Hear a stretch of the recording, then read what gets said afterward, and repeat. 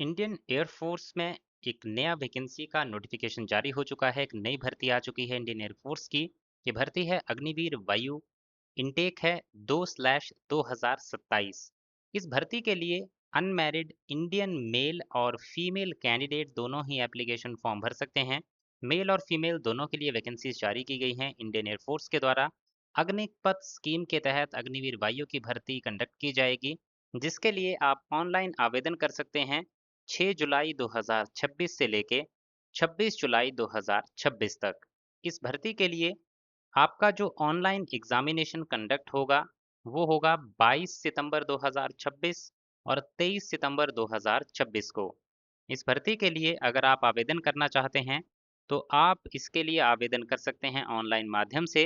Website है इनकी iafrecruitment.edcil.co.in। ये आप स्क्रीन पे देख पा रहे होंगे। ये वेबसाइट का लिंक है जिस पे आप जाके इसका एप्लीकेशन फॉर्म ऑनलाइन सबमिट कर सकते हैं।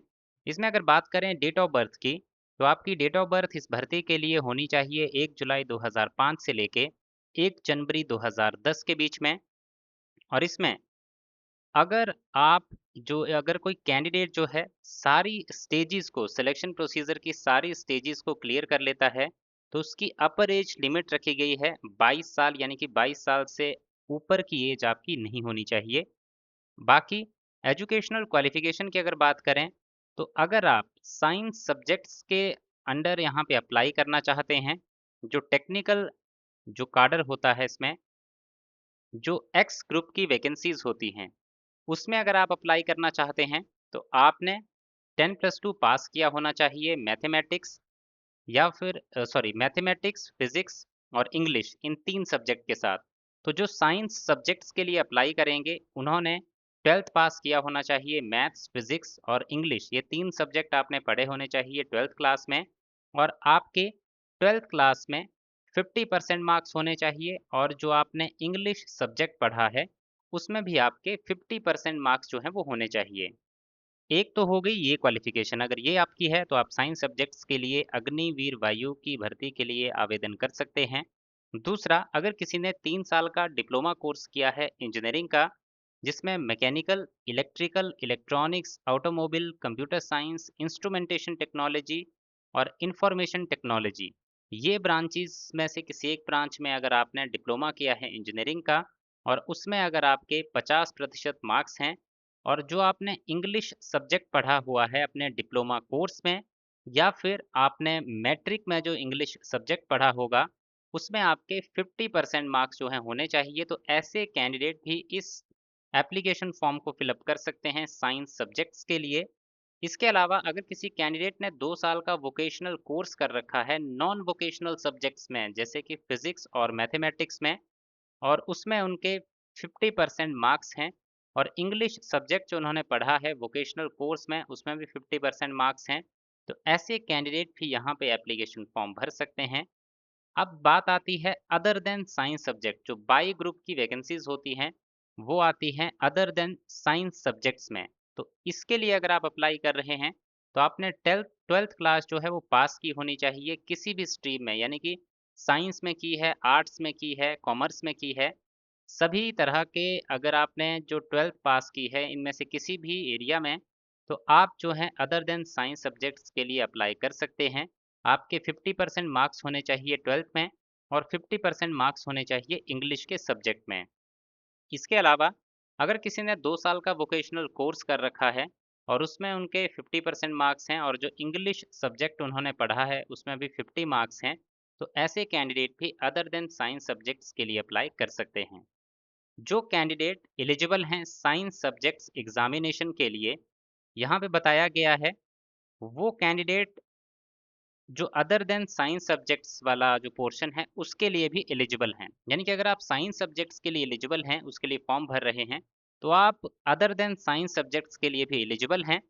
और उसमें आपको जब एप्लीकेशन फॉर्म भर रहे होंगे तो एक ऑप्शन दिखेगा कि आप बोथ साइंस सब्जेक्ट और अदर देन साइंस सब्जेक्ट्स जो एग्जामिनेशन होगा उसके लिए अपीयर होना चाहते हैं या फिर नहीं। तो वो भी वहाँ पे आप उसके लिए टिक कर सकते हैं कि आप बोथ साइंस सब्जेक्ट्स और other than science subjects examination में अपीयर होना चाहते हैं। तो ये आपको वहाँ पे ऑप्शन दिया जाएगा, तो वहाँ से आप इसको सेलेक्ट कर सकते हैं। इसमें नेक्स्ट बात की जाए कि आपकी जो हाइट है वो कितनी होनी चाहिए, तो मेल कैंडिडेट्स की हाइट होनी चाहिए 152 सेंटीमीटर और फीमेल कैंडिडेट्स की हाइट होनी चाहिए 152 सेंटीमीटर। जो फीमेल कैंडिडेट्स बिलोंग करते हैं नॉर्थ ईस्ट या फिर हिली रीजन ऑफ उत्तराखंड, उनके लिए हाइट क्राइटेरिया रखा गया है 147 सेंटीमीटर का। अगर आप लक्षद्वीप से बिलोंग करते हैं तो 150 सेंटीमीटर का हाइट क्राइटेरिया जो है यहाँ पे रखा गया है। इसके बाद चेस्ट क्राइटेरिया की बात करें तो चेस्ट आपकी 77 सेंटीमीटर टू 82 सेंटीमीटर जो है वो होनी चाहिए। आगे इसमें बताया गया है कि आपका जो इसमें सिलेक्शन प्रोसेस रहेगा वो किस तरह का यहाँ पे होने वाला है, टर्म्स एंड कंडीशंस क्या रहेंगी। तो टर्म्स एंड कंडीशन जो है आप यहाँ से देख सकते हैं। यहाँ पे आप देख सकते हैं पहले 4 साल के लिए आपको यहाँ पे रिक्रूट किया जाएगा, जिसमें आपकी जो इन हैंड सैलरी बताई गई है कितनी होगी, आपका जो है कंट्रीब्यूशन टू अग्निवीर जो कॉर्पस है उसमें कितना जाएगा, और आपका जो गवर्नमेंट ऑफ इंडिया के द्वारा दिया जाएगा वो कितना होगा।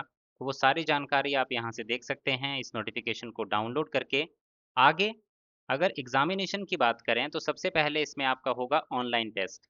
ऑनलाइन टेस्ट जो है साइंस सब्जेक्ट्स के लिए बात करें तो जिसने साइंस सब्जेक्ट्स के लिए एप्लीकेशन फॉर्म भरा होगा उनका 60 मिनट का पेपर होगा, फिजिक्स मैथमेटिक्स और इंग्लिश के क्वेश्चंस होंगे। जिन्होंने अदर देन साइंस सब्जेक्ट्स के लिए अप्लाई किया है उनका 45 मिनट का पेपर होगा, और इसमें आपका इंग्लिश के क्वेश्चंस होंगे और रीजनिंग एंड जनरल अवेयरनेस के क्वेश्चन होंगे।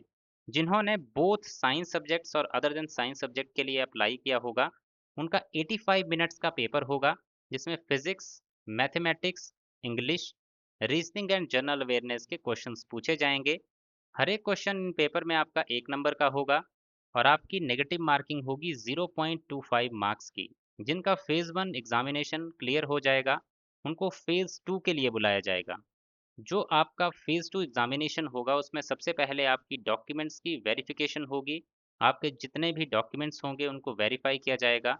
अगर वो सही पाए जाते हैं देन आपको अपीयर होना होगा फिजिकल जो इनका फिटनेस टेस्ट है उसके अंदर। फिजिकल फिटनेस टेस्ट में आपकी 1600 मीटर की रनिंग होगी, जिसमें मेल कैंडिडेट्स को समय दिया जाएगा 7 मिनट का, फीमेल कैंडिडेट्स को टाइम दिया जाएगा 8 मिनट्स का। इसके बाद 10 पुशअप्स करने होंगे, 10 सिटअप्स, 20 स्क्वाट्स, ये मेल के लिए होगा, और फीमेल के लिए 10 सिटअप्स और 15 स्क्वाट्स जो हैं करने होंगे। उसके बाद अडेप्टेबिलिटी टेस्ट 1 होगा, उसके बाद अडेप्टेबिलिटी टेस्ट 2 होगा, और उसके बाद आपका मेडिकल एग्जामिनेशन जो है वो कंडक्ट किया जाएगा, और उसके बाद आपकी फाइनल मेरिट लिस्ट जारी होगी। अब अप्लाई कैसे करना है तो मैंने वेबसाइट आपको स्टार्टिंग में ही बताई थी, उस पे जाके आपको इसके लिए ऑनलाइन एप्लीकेशन फॉर्म भरना होगा। ऑनलाइन एप्लीकेशन फॉर्म की भी डेट मैंने आपको बता दी थी। एप्लीकेशन फॉर्म भरते समय आपको एप्लीकेशन फॉर्म की एग्जामिनेशन फीस भी देनी होगी, जिसमें आपको टोटल फीस देनी है 550 रुपये प्लस 18% जीएसटी, और ये भी आपको ऑनलाइन माध्यम से ही पे करनी होगी। तो जितने भी कैंडिडेट हैं चाहे मेल हो फीमेल हो जिस भी कैटेगरी से बिलोंग करते हैं सभी को ये फीस जो है सबमिट करनी होगी। तभी आपका एप्लीकेशन फॉर्म जो है उसको सबमिट माना जाएगा, तभी आपका एप्लीकेशन फॉर्म सबमिट होगा। बाकी इसमें एक बार फिर से बता दूं, आपके एप्लीकेशन फॉर्म की जो डेट है, आपका एप्लीकेशन फॉर्म का जो लिंक है वो एक्टिवेट होगा 6 जुलाई 2026 से। तो 6 जुलाई 2026 से लेके 26 जुलाई 2026 तक आप इस एप्लीकेशन फॉर्म को सबमिट कर सकते हैं इंडियन एयरफोर्स की वेबसाइट पे जाके। तो ये था इसमें ओवरऑल इन्फॉर्मेशन। इसके अलावा अगर आपका कोई भी डाउट हो कमेंट सेक्शन में कमेंट कीजिएगा, और इसी तरह की ऑल इंडिया गवर्नमेंट जॉब्स की जानकारी पाना चाहते हैं, रोज़ाना हम इस चैनल पे इस तरह की ऑल इंडिया गवर्नमेंट जॉब्स की जानकारी लेके आते हैं। तो इस तरह की जानकारी पाने के लिए आज ही हमारे इस यूट्यूब चैनल को सब्सक्राइब कर लें और बेल आइकन प्रेस करके ऑल नोटिफिकेशन ज़रूर सेलेक्ट कर लें।